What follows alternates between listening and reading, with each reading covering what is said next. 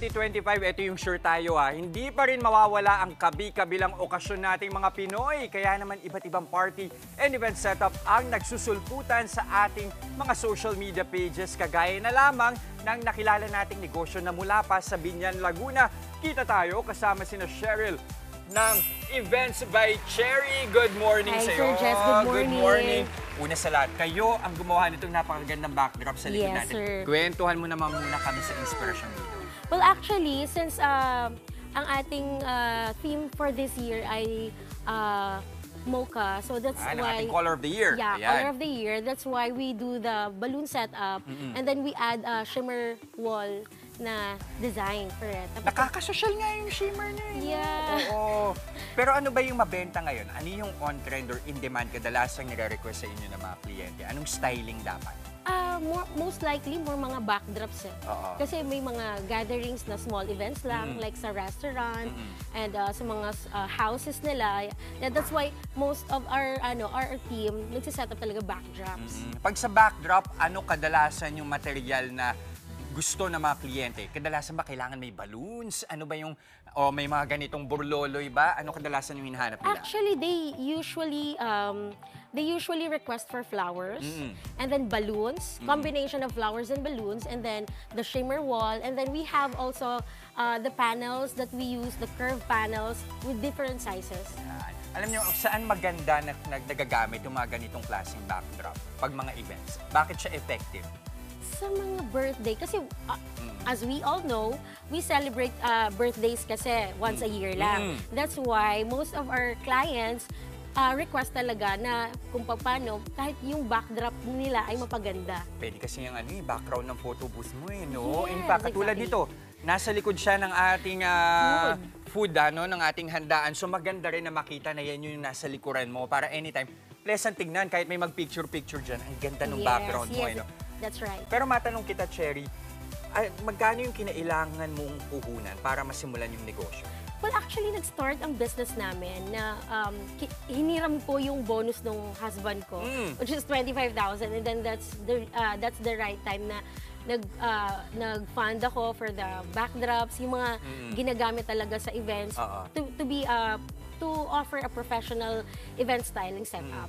Ay, ang ganda nung sinabi ni Cherry kasi kadalasan sa ating mga kapatid na nakakatanggap ng Christmas bonus, ang mindset agad natin, uy, regalo ko to sa sarili ko, ano yung pwede kong bilhin, ano yung pwede kong ibigay sa mga pamilya ko. Pero ikaw, ang naging utak mo, kahit hindi mo pera yon kasi bonus yun ni Mister, ang naisip mo, paano palalaguin yung bonus na natanggap ni Mister. Magandang mindset yan, lalo na sa pagsisimula ng 2025. So sa puhunan mong 25,000 pesos, ano yung kinailangan mong paglaanan ng malaking bahagi o malaking pondo? Well, actually, dahil kami pa lang ni husband yung nag-start noon, bumili talaga ako ng mga gamit. Like the balloon pump, the balloons, the stocks for the balloons, tapos yung mga panels namin, doon kami nag-start. So after that, hanggang sa dalawa lang kami talaga na nagsiset up, hanggang sa umabot na nag-i-income na kami. Ayun. Yun. Siguro mga 3 to 4 months, medyo nabawi na. Yes, may mga nakukuha na kaming mga nakukuha. Nung nag-umpisa ba kayo, medyo bihira talaga yung kumukuha ng events? Yes, pero tapos mga families lang, mga kakilala, hanggang sa itong mga families na to, may mga friends na nire-refer kami. Kasi nga naman, pag pinuso ninyo sa social media, automatic meron at merong magkaka-interest dyan na mga kaibigan o kapatid ng mga nauna ninyong kliyente. Pero ito pa yung isang interesado ako sa kwento ni Cherry. Kasi yung itong negosyo na to, kumbaga pagbangon sa isang negosyo na pumalya na nung umpisa. Yes. Kwentuhan mo nga kami, Cherry. Actually, nag-start kami 2010. Gatherings lang to ng family.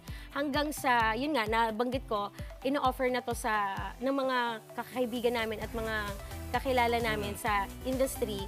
Tapos hanggang sa nagkaroon kami ng mga regular clients. Pero nung 2019, last quarter ng 2019 hanggang 2020, pandemic, I have to let go all the materials that na-invest namin kasi walang events. Hindi, as in bawal. Ngayon, ang ginawa ko, nilet go ko na. Sabi ko, Lord, baka hindi na to kaya. Hindi na to para sa amin. So I have to let go na. Ayun, hanggang sa binalik niya ulit ako. Ayun. And that was the time na humiram ako ng 25,000 dun sa husband ko. Di ba? Maganda nung kwento eh. Ganyan yung mga, I think, kailangang kwento natin sa pagsisimula ng bagong taon. Kasi marami sa atin nahirapan nung 2024. Posible yung kayo ay merong mga negosyo na pumalya o hindi naging successful.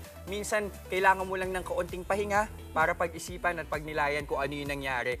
Pero after that, bangon ka ulit. Yes. Tignan mo yung nangyari kay Cherry. Napakaganda ng negosyo nila ngayon. Ngayon, Cherry, paano ba nila kayo makukontak at mahanap?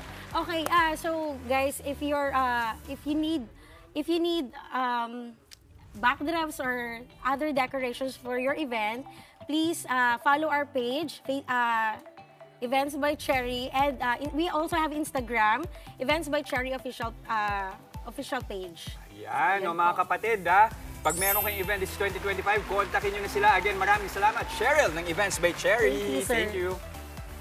Mga kapatid, Dimples Romana po, kumpletuhin ang inyong umaga ng mga kwentong puno ng inspirasyon. Salubungin po ang bawat araw ng may ngiti at pag-asa. Kaya't mag-subscribe na po at mag-follow na sa aming social media pages ng News 5.